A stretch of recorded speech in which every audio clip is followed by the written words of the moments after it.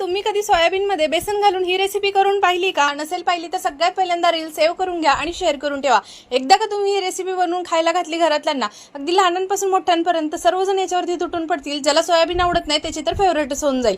त्यासाठी करायचं काय बघा, सगळ्यात पहिल्यांदा 1 वाटी इतके सोयाबीन घ्यायचे। आता हे सोयाबीन आपल्याला काय करायचं, कढईमध्ये पाणी गरम करून घ्यायचं। पाण्याला छान उकळी आली की त्याच्यामध्ये घालून घ्यायचे, झाकण ठेवून 5 मिनिटं शिजवून घ्यायचे आहेत। आता इथे पहा मस्त असे सोयाबीन आपले फुललेले आहेत। आता हे सोयाबीन काढून घ्यायचे, याच्यातले पूर्णपणे थंड करून घ्यायचं, याच्यातलं पाणी पिळून घ्यायचं आणि आपल्याला एका ताटामध्ये थंड करायला ठेवून द्यायचं। पूर्ण सोयाबीन थंड झाले की मग आपल्याला त्याच्या मिक्सरच्या भांड्यामध्ये घालून घ्यायचे, आलं लसूण मिरची घालून घ्यायची आणि ते छान आपल्याला हे अगदी जाडसर असं वाटून घ्यायचं आहे। तर पाहू शकता मस्त इथे सोयाबीन सर्व वाटून घेतलेलं आहे, मिश्रण तयार आहे। आता साईडला ठेवून द्यायचं। लगेच त्याच्यामध्येच पहा आपल्याला अर्धी वाटी इतकं बेसन घालायचं आहे, पाव कप इतकं आपल्याला तांदळाचं पीठ घालायचं आहे, चिरून घेतलेला बारीक असा कांदा घालायचा, कोथिंबीर घालायची, हळद पावडर घालायची आहे, थोडीशी मिरची पावडर घालायची, जिरे घालायचे, त्याच्यानंतर चवीपुरतं मीठ घालायचं, धना पावडर घालायची आणि थोडंसं आपल्याला याच्यावरती अर्धा चमच इतका ओवा घालायचा, तोही हातावरती चोळून घालायचा। त्याच्यामुळे आपल्या पदार्थाला खूपच छान स्वाद येतो।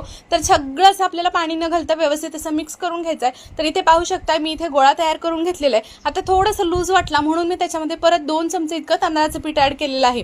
तर पाहू शकता मस्त इथे गोळा तयार झालेला आहे। आता लगेच काय करायचं, पॅन आपल्याला गरम करायला ठेवायचं आहे आणि त्याच्यामध्ये तेल घालून घ्यायचं। तेल मात्र आपल्याला थोडंच घालायचं, 2 ते 3 चमचे इतके।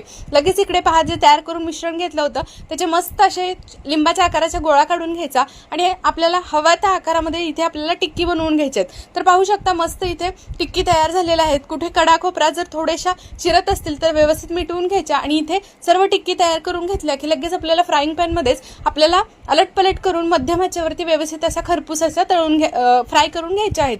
तर पहा इथे मस्त जास्त सुद्धा तेल लागत नाही आणि या ज्या टिक्की आहेत ना अजिबात तेल सुद्धा पीत नाहीत। तर इथे ना एक एक करून सर्व अशा टिक्की 10 मिनिटं लागतात कुरकुरीत होईपर्यंत मस्त फ्राय करून घेतल्या, काढून घेतल्या। आज मी इथे वापरते ऑडियुनिरपचा पेपर फॉइल, जो की वापरायला इको सेफ आहे आणि फूड सेफ आणि इको फ्रेंडली आहे। तर पाहू शकता इथे मस्त असं त्याच्यावरती मी सर्व टिक्की काढून ठेवला।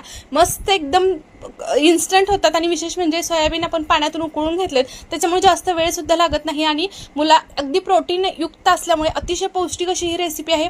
त्यामुळे नक्कीच ही रेसिपी एकदा तुम्ही बनवून पहा, कुरकुरीत होतात, आतून अगदी छान मऊसूत होतात। अगदी लहानांपासून मोठ्यांपर्यंत ज्याला सोयाबीन आवडत नाही ते सुद्धा याच्यावरती तुटून पडतील। आठवड्यातनं 3-4 वेळा नक्कीच बनवून खाल। तर कशी वाटली रेसिपी कमेंट करून सांगा। आवडली तर चॅनलला मात्र फॉलो करायला अजिबात विसरू नका।